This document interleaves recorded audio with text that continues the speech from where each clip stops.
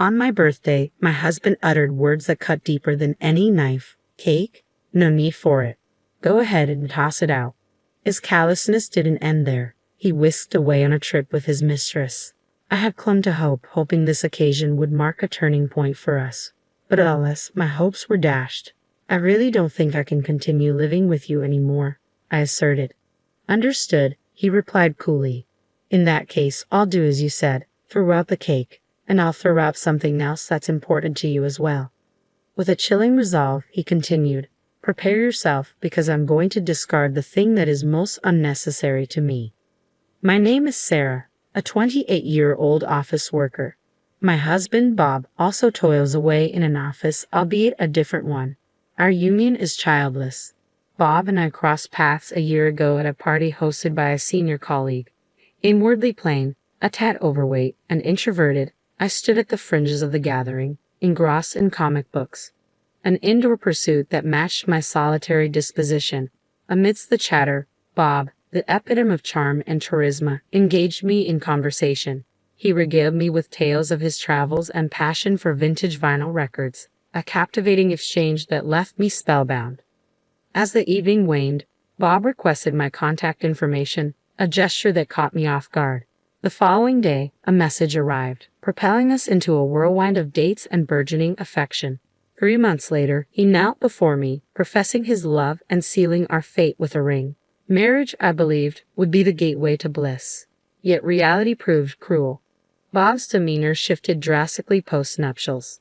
Once tender and attentive, he now shirked household responsibilities, content to while away hours in front of the TV or lost in his music collection upon returning from work. I'm not sure if it's the booming volume of his records, but whenever I announce that dinner is ready, it's as if he doesn't hear me. He saunters in late, much to my irritation. On his days off, he abandons me, citing plans with friends or colleagues from work. When I dare to ask for a bit of help around the house, he retorts, I'm working, you know. And when I point out that I'm working too, he dismisses it, claiming to be too busy even on his days off. His remark about my lack of friends stings, though I keep my thoughts to myself to avoid conflict. Gradually, Bob's criticisms escalate.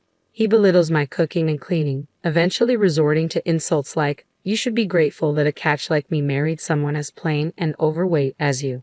I had hoped for a supportive partner, one who would share household responsibilities. Instead, all he tends to is his record collection, and my comic books, a cherished hobby of mine, disappeared without a trace one day. Bob's callous response, that they were cluttering up the room, only fueled my outrage. How dare he discard something so precious to me without a second thought? His verbal abuse and disrespect leave me questioning why he even married me in the first place. Perhaps, as I reluctantly conclude, he simply wanted a free housekeeper. I guess when he first met me at a party and noticed my quiet demeanor, he likely saw me as an easy target. Realizing this, I've spent countless nights in tears, though I've learned to bear the pain. But if we were to have children, I fear what the future might hold. Then, a friend disclosed she spotted Bob strolling arm in arm with another woman in the hotel district just yesterday. He had claimed to be meeting a friend, a man. So what did it mean that he was with a woman? Could he be cheating? These suspicions led me to hire a private investigator, confirming my worst fears. Bob had been unfaithful since our wedding day. Each time he claimed to be out with friends or colleagues, it was often rendezvous with Susan, a junior colleague from his office. How dare he burden me with household chores and then gallivant around with another woman? I'm going to divorce him, I resolved, even consulting a lawyer. Yet despite it all, I couldn't entirely despise Bob, who had led even someone as plain and unremarkable as me to dream of marriage. I decided to make one final attempt. My birthday was approaching, and if Bob would celebrate with me, I'd hold off on the divorce. Do you remember what's coming up this Saturday? I asked him over dinner. His oblivious response shattered my hopes once more. Saturday? Is there something special? He mumbled. It was then that I reminded him. It's my birthday. With a feigned enthusiasm, he agreed to mark the occasion. But as the eve of my birthday arrived, during dinner, Bob abruptly remarked, I have a business trip tomorrow. What? Tomorrow's my birthday, and we promised to eat cake together. I've already made a reservation, I protested. Well, it's work. I can't help it. Show some understanding for your husband's work. Anyway, I'm going on a business trip tomorrow. It's for 2 days and one night, so I'll be back on Sunday evening. Please pack for me, he replied nonchalantly. What about the cake I reserved? I inquired. Just throw it away if you don't need it, he said casually. Despite it being my special day and having gone through the trouble of reserving the cake, he so casually dismissed it. Feeling suspicious, I checked his smartphone while he was in the shower. There, I found his exchanges with his mistress.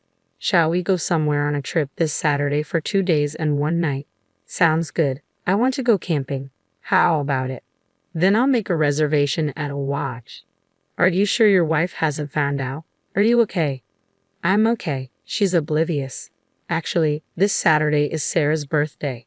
She said let's celebrate together, but it's a hassle. I don't want her to start demanding gifts and stuff, so I thought I'd go on a trip with you. Wow, that's terrible. Your wife must be so sad. I almost cried from the shock, but somehow managed to hold back and took a screenshot of their conversation on my smartphone. I didn't particularly want gifts or anything. If you had simply agreed to eat cake with me, I would have still had a glimmer of belief that you might care about me a bit. Seeing the messages between you and your mistress shattered that last bit of hope. Enough. I'm done with it. Then, on my birthday, Bob audaciously demanded at the front door, well, I'm heading out. While I'm on a business trip, clean my room for me, okay? By the way, I'm going to pick up the cake we reserved today. You still want me to throw away your share of the cake, right? You're nagging.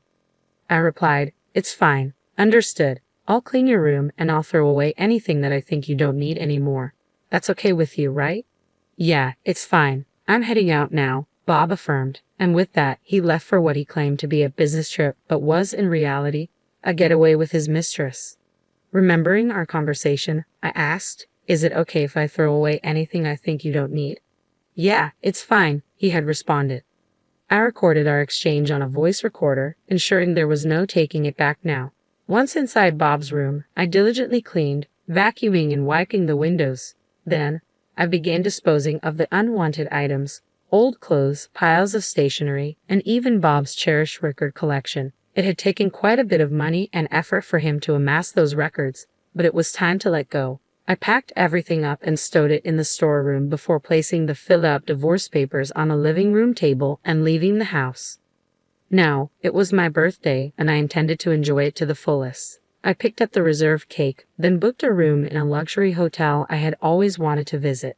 In the comfort of my hotel room, I indulged in the cake, unable to bring myself to waste it. It was delicious, but I knew I needed to start dieting to avoid gaining weight again. Afterward, I treated myself to a shopping spree in nearby stores and took a leisurely stroll by the sea. It was the first time in a long while that I had the freedom to enjoy such a carefree day.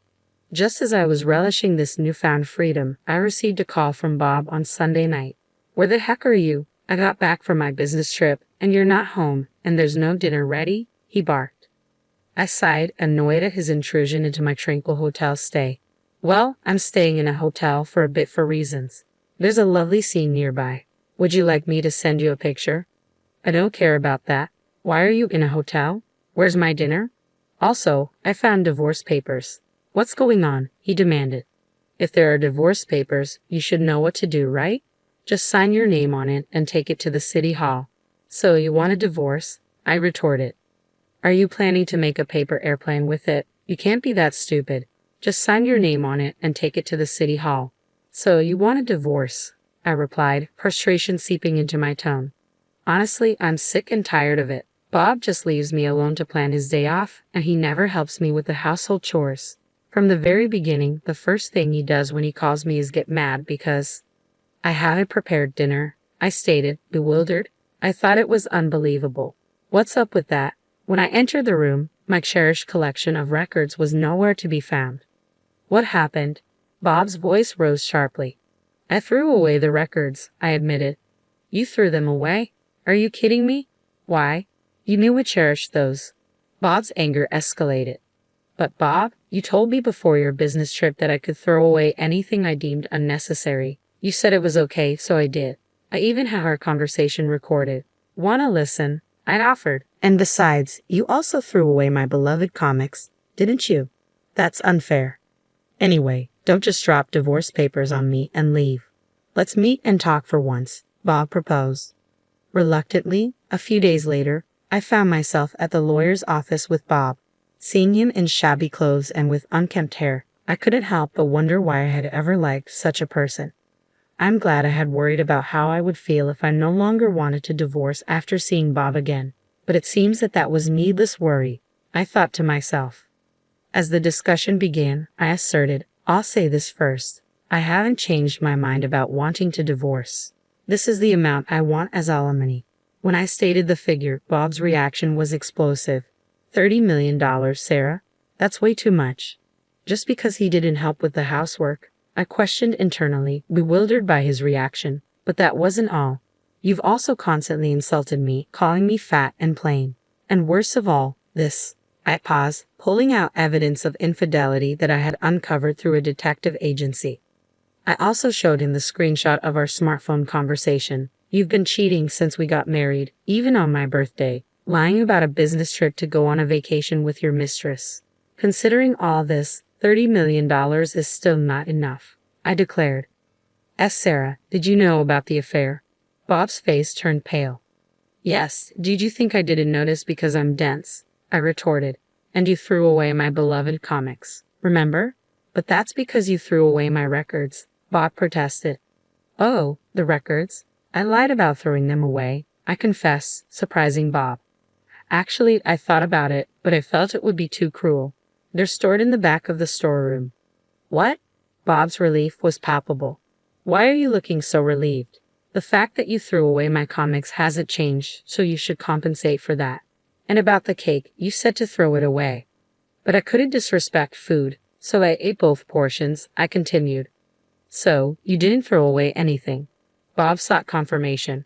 With a chuckle, I replied, There's no need for that. I declare to you, I discard anything I don't need, and I've done just that. Well, actually, I'm about to do it, I continued, much to Bob's confusion. Yes, you're the thing I need the least. I'm going to get rid of you completely. Once you understand that, please sign the divorce papers. There's no way the alimony will be less than this amount. If you argue, it'll be higher. Bob remained silent for a moment before finally saying, I'm sorry. I won't cheat anymore, and I'll help with the housework because you're here, because I'm here, Bob pleaded. What, so you can go on dates with your mistress without any worry, dumping the chores on me during your days off? No, that's not it, I interrupted, unswayed by his words. No matter what you say, I intend to divorce. I don't like holding onto trash because I'm a neat freak, I retorted firmly. After I said that, Bob fell apart, stammering, I'm trash. His expression at that moment was priceless. Afterwards, we divorced. Since then, all communication has been through our lawyer, so I haven't seen Bob. However, according to stories my lawyer shared, Bob, having left all the housework to me, had no domestic skills. He briefly cohabited with Susan, but apparently she too couldn't do housework. Their place quickly became a mess, and their diet was all over the place because they were constantly eating out. Bob started gaining weight, and his once handsome face now looks quite regrettable. It seems Susan broke up with Bob and moved on to another job. Furthermore, it became gossip at work that Bob and Susan were having an affair, causing him discomfort. But he can't quit because the alimony requested is substantial. I've switched jobs and moved, and now I'm enjoying living alone. I'm not run ragged by housework like before. No one gives me a hard time, and I'm happy. Plus, maybe because I'm not stressed anymore, my face is brighter, and I've been told I look a little thinner. If I continue to lose weight, even though I don't plan to see him again, I might make Bob regret even more. You're welcome.